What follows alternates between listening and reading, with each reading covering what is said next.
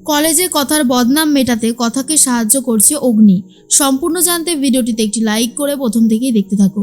গল্পের শুরুতেই দেখা যায় কথার সাথে কথা বলতে থাকে জুনি আর বলে, এক্ষুনি এই মাদক পাতার গুলিটাকে নিয়ে আমাদের কি ভেতরে যাওয়াটা উচিত? কথা আমি কিন্তু সত্যি বুঝতে পারছি না। কথা তখন বলে, হ্যাঁ, যা হবে সব কিছুই সামনাসামনি হবে। আমি যখন ওই অসভ্যতাটা সবার সামনেই করেছিলাম তখন বাকিগুলো সবার সামনেই হবে। এর মধ্যেই দেখা যায় যে চিত্রা কথা বলতে থাকে ঠাম্মির সাথে, আর ঠাম্মি তখন বলে, সামনেই তো এই বাড়ির উৎসব আসছে, ভুলে যাওনি তো মেজো বৌমা? আর তখন মেজো বৌমা বলে, না মা, আমার তো সবটাই খুব ভালো করে মনে আছে।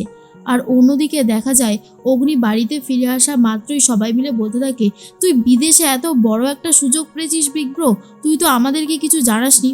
এটা কিন্তু একদমই উচিত হয়নি, আমাদের কিন্তু পার্টি চাই, ব্যাস আমরা এটাই জানতে চাই কবে তুই পার্টিটা দিবি। অগ্নি তখন বলে, দেখ, সুযোগটা পেলেও আমি কিন্তু ওখানে যাচ্ছি না, এই কথাটা তোদেরকে আগে বুঝতে হবে। তখনই সবাই বলে, যাচ্ছিস না কেন? যাচ্ছিস না কেন? আমরা তো কিছুই বুঝতে পারছি না, কেন বল? আর তখনই অগ্নি বলে, আমি এখানে আমার সব কিছু ছেড়ে ওখানে চলে যেতে পারবো না। এখানে আমার মায়ের, আমার যেই ড্রিম প্রজেক্টটা ছিল সেটা আমি কিছুতেই সরিয়ে দিতে পারবো না, তাই আমাকে এখানে থেকেই সবটা করতে হবে। মাকে আমি খুব মিস করি, একদিন মাকে আমি ঠিক খুঁজে পাবো, সেই আশাতেই তো দিন গুনছি।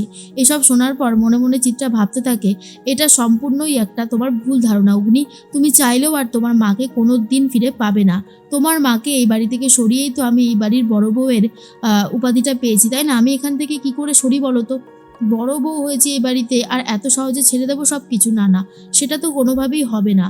আর অন্যদিকে দেখা যায় যে অগ্নির মনটা তো খারাপ হয়ে গেছে। প্র্যাডি তখন বলে, ঠিক আছে বিগ ব্রো, আমরা তাতেই খুশি, তুই যেই কথাটা বলেছিস সেটা সত্যি একদমই ঠিক কথা। আর অন্যদিকে দেখা যায় প্রান্তিকের সাথে কথা বলতে থাকে জয়দেব বাবু আর বলে, কোথায় যাচ্ছ? প্রান্তিক তখন বলে, আমার কিছু কাজ আছে। এরপর জয়দেব বাবু বলে, তোমার কাজ? তোমার কাজ মানেই তো আমার মুখ পোড়ানো ছাড়া আর কোনো কাজ জানো বলে তো আমার মনে হয় না। প্রান্তিক বলে, ড্যাড, এসব তুমি কি বলছো? ড্যাড তখন বলে, কেন, আমি কি কিছু ভুল বলেছি? আমার তো কোনোভাবেই মনে হচ্ছে না যে আমি ভুল কিছু বলেছি। আর প্রান্তিক তখন বলে, না না, সব থেকে বড় কথা যেটা হচ্ছে, আমার ভুল হয়েছে, আমি মানছি আমার ভুল হয়ে গেছে, আর কখনো কোনো ভুল হবে না। আর তখনই জয়দীপ বিশ্বাস বলে, শোনো, তোমাকে একটা কথা বলি, 4 বছর পর পর গুহবাড়িতে অনেক অনুষ্ঠান হয় বড়। মা আনন্দীর মূর্তি আছে জানো তো?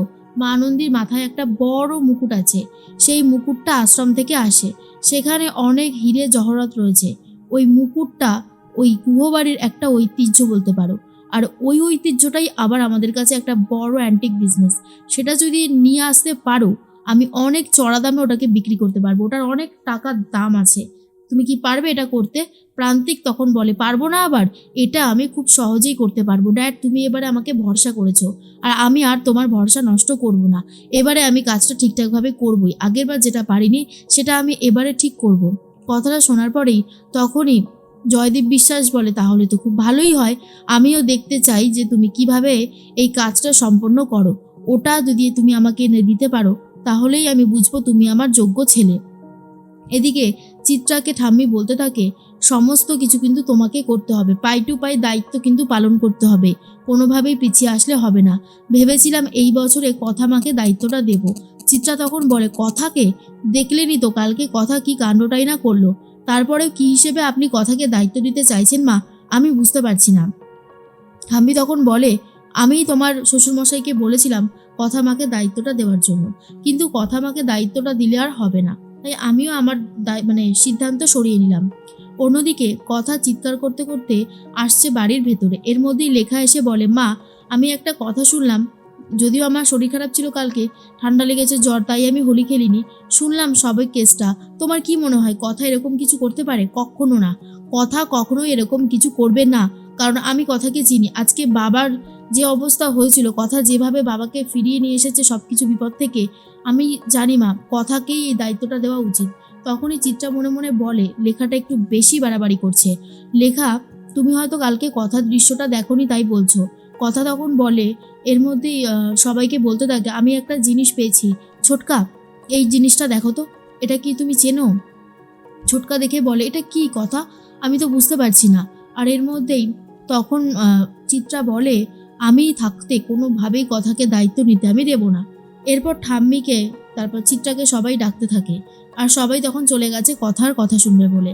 এরপরে অগ্নিবও রয়েছে। কথা তখন বলে এই জিনিসটা হলো, আমি বলছি, তখনই বলে দেয় স্যান্ডি এটা হলো মাদক পাতার গুলি, তাই না? এই গুলিটা খেলে তো নেশা হয়ে যায়। তখনই এইটা দেখার পরেই তো ম্যান্ডি ভয় পেয়ে গেছে আর বলে সর্বনাশ, এবার কি হবে? আমি তো এবার ধরা পড়ে যাব। চিত্রাও দেখে ফেলেছে আর বলে উফ, মান্ডবী একের পর এক ভুল করে যাচ্ছে, কি করে যে ওটাকে সামলাই। সিম্পল একটা দায়িত্ব দিয়েছিলাম, তাই সেই দায়িত্বটা পালন করতে পারিনি। সত্যি আমি ভাবতে পারছি না যে কত বড় একটা মিস্টেকই না করে ফেলেছে। এরপরেই তখনই কথার ঘাড়েই দোষ চাপাতে শুরু করে চিত্রা আর বলে এটা মাদক পাতার গুলি আর এসব নিশ্চয়ই তোমার প্ল্যান। কথা অগ্নিব তখন বলে না না, এটা কথার প্ল্যান কিছুতেই হতে পারে না। শরবতের ওখানে তো কথা ছিলই না, ও ছিল অন্যদিকে, তাই আমি এটা জোর গলায় বলতে পারি কথা এসব কিছু করবে না। আর এই কথাগুলো শোনার পর নিজেরও ভালো লাগে কথার আর বলে পাচক মশাই আমার পাশে এসে দাঁড়িয়েছে, এর থেকে ভালো আর কিছু হতেই পারে না। তখনই ঠাম্মি বলে যাক বাবা, মা আনন্দী, আমি আমি জানতাম তুমি একটা সঠিক দিশা দেখাবে, কিন্তু এই কাজটা কে করেছে সেটা আমাদেরকে বলো কথা মা। কথা তখন বলে এই কাজটা কে করেছে সেটা আমি খুব ভালো মতন জানি, তবে প্রমাণ না পাওয়া পর্যন্ত তার নামটা আমি এখন বলবো না। এরপর ম্যান্ডিকে নিয়ে সাইডে চলে যায় চিত্রা আর বলে একটা কাজও ঠিক মতন করতে পারো না তাই না? একটা দায়িত্ব দিয়েছিলাম, সেই দায়িত্বটা পর্যন্ত ঠিকঠাকভাবে পালন করতে পারলে না। ম্যান্ডি বলে আমার ভুল হয়ে গেছে আন্টি, আর কখনোই আমার এই ভুল হবে না। এর মধ্যেই কথা তখন জুনিকে বলে দেখলি তো জুনি, আমাকে সবাই কি সুন্দর বিশ্বাস করে নিল। প্রমাণটা না দেখাতে পারলে কিন্তু আমাকে অনেকেই অবিশ্বাস করছিল। এরপর কথা আর জুনি ভেতরে চলে যায় আর অগ্নিব এরপর ফাইলপত্র চারিদিকে ছড়িয়ে রেখেছে। কথা সেগুলোকে গোছাতে শুরু করে আর বলে সত্যি পাচক মশাই না, এরপর যখন একটা ফাইল খুঁজে পাবেন আর বলবে গোবর দেবী নিশ্চয়ই তুই সরিয়েছিস। আর তখন চলে এসেছে ঋতু।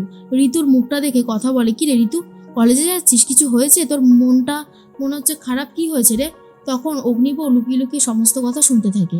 ঋতু তখন বলে আজকে কলেজে পরীক্ষার্থীদের লিস্ট বেরিয়েছে, সেখানে তোর নামটা কোথাও দেখতে পেলাম না রে কথা। আমার মনে হচ্ছে তুই এবারেও পরীক্ষা দিতে পারবি না। কথা তখন বলে আমি পরীক্ষা দেবই বা কি করে। অগ্নিব পুরো কথা শোনার পর বলে মিস গোবরদেবী তো পড়াশোনায় যথেষ্ট ভালো, যা শুনেছি, তারপরেও ওর নামটা উঠলো না কেন? নিশ্চয়ই কিছু একটা গন্ডগোল হয়েছে। এরপর কথা বলে আমার নাম উঠবেই বা কি করে, আমি তো টুকলি করতে গিয়ে ধরা পড়ে গেছিলাম তাই না? জুনি বলে চুপ কর কথা, এই সমস্ত আবহাওয়া কথা তুই বলিস না।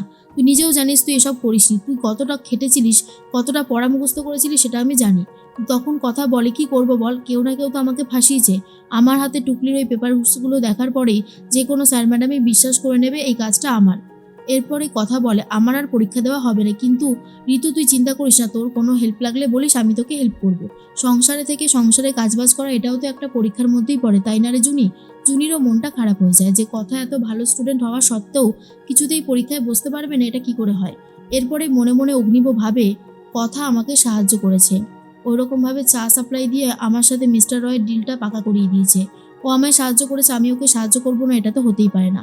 কলেজের বদনাম সরাতে আমি ওর পাশে থাকবো। হ্যাঁ, আমি কথাকে হেল্প করব।